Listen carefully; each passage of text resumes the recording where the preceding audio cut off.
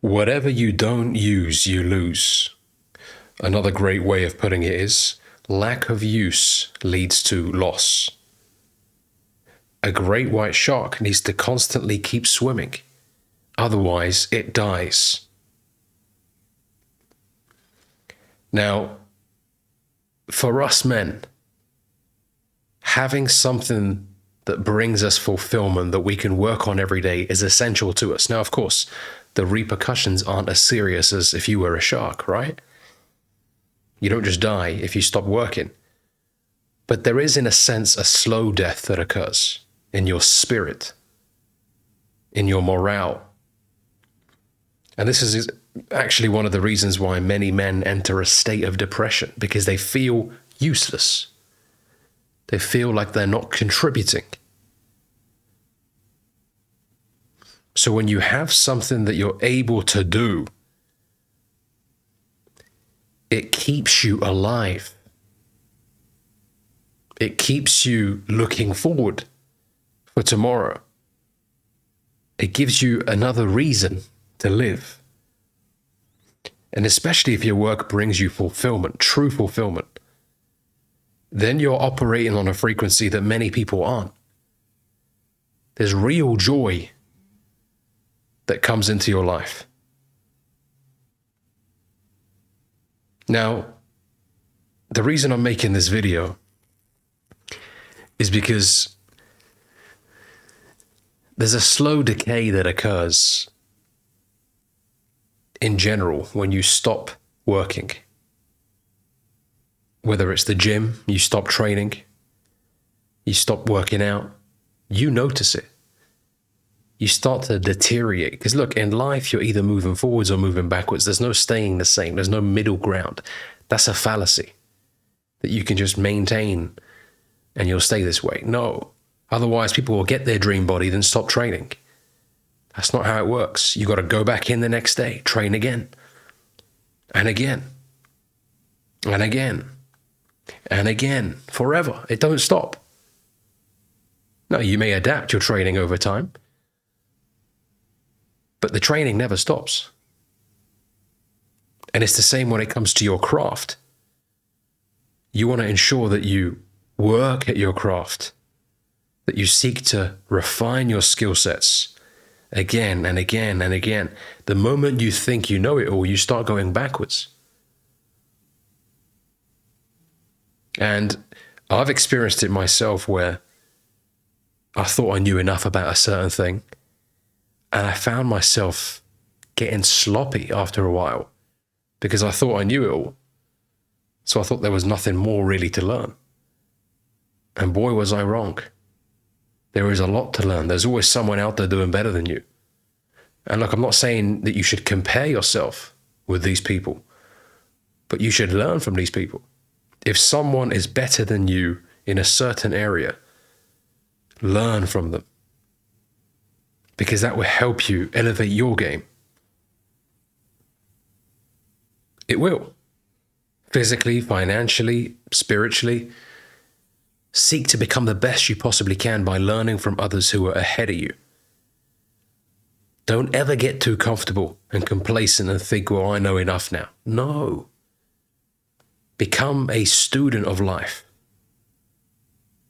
Become a seeker of knowledge. It will take you far. It really will. Keep investing in yourself, because that will continue to pay you massively in the future. It really will. Man, I've seen it in myself. The moment I just get complacent, man, I start going downwards. Things just don't click as well as they used to. You got to keep showing up again and again and again, seeking to provide the best possible value that you can. That's how you go far in life. Stay in the game, stay sharp. Ensure that your work ethic is never questioned. The moment you start feeling guilty about your work ethic is when you know you're not working hard enough. When you feel like, man, I've done fuck all, then that's almost like a warning to step it up. And look, another way you get complacent is when you become used to the conditions that you have around you, which is why it does help when you go to places that you've never been to before, or you hang around people that are far more successful than you, because it makes you aware of this whole other life that you perhaps haven't been accustomed to before. And it's not about things and objects, of course not. That's a form of success. But when you see someone who's able to fill arenas, for example, of 40,000 people, let's say giving a speech, a talk of some kind, and you're used to 500, it makes you think, right, how can I improve myself and get to a level where I can help more people?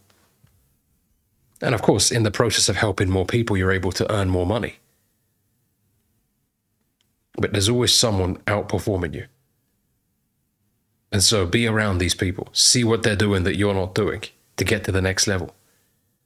Don't sit on your throne and think, well, I'm the best now. No. In the world of sports, you look at people like Ronaldo, who's 40 years old, still playing the game, still wants to be the best, despite having nothing more to prove. And then there's new and up-and-coming football players that are very arrogant and think that they don't have to prove themselves when they're 22. They haven't even achieved anywhere near the amount that someone like Ronaldo has achieved. Yet they have this arrogance, this entitlement, that people should just worship them as footballers because they did a step over once in a game, or they scored a hat-trick a couple of times. It's about longevity. You got to keep going. You got to keep staying at it. So don't get too comfortable. Don't start thinking, well, I know it all now. I'm done. No, there are millionaires that are paying for coaching. I'm going to say that again. There are millionaires and billionaires that pay for coaching. You might be thinking, well, what do they need to be coached on? Believe me, they see themselves as fundamentally flawed in a certain area. And they will happily pay someone to help them improve in that area. It's not all about making money. They've mastered the money part, if they're a billionaire, right? But perhaps they haven't mastered the relationship part. They haven't mastered a certain element that they know will unlock more success for them.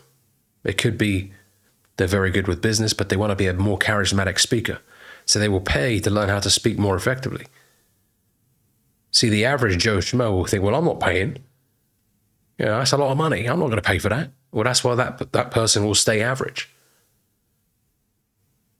Because they're not looking at themselves as something they can improve. They're looking at themselves thinking, well, there's nothing more for me to do. I know enough to make a bit of money. And maybe that's where their goals are. Maybe they want to stay around that level. But if we're being honest, most of us young guys want to be better year after year. We don't want to coast at the same income level. If someone told you, how about you make your yearly salary every month? How would that make you feel? No one's going to say, well, that will piss me off. You're going to be like, well, heck yeah. I can already think about the things that I'm going to do with that money. The lifestyle that I'll be living, right? So it is possible to do that. And if that avenue is available to you, or if someone was able to show you how to get to that level, would you say no to investing in yourself? And the answer would hopefully be no, you wouldn't say no to that. You'd seek to keep investing in yourself. As they say, and the investment that you make in yourself pays the best interest. Right? Keep pouring into you. Don't get too comfortable. Don't get too complacent. Hope you enjoyed this video. If you want to join the top 3% community, click on the link down below. In that community, I teach men how to improve their confidence, communication, style, and many more things. Check out the link in the description. See you in the next video.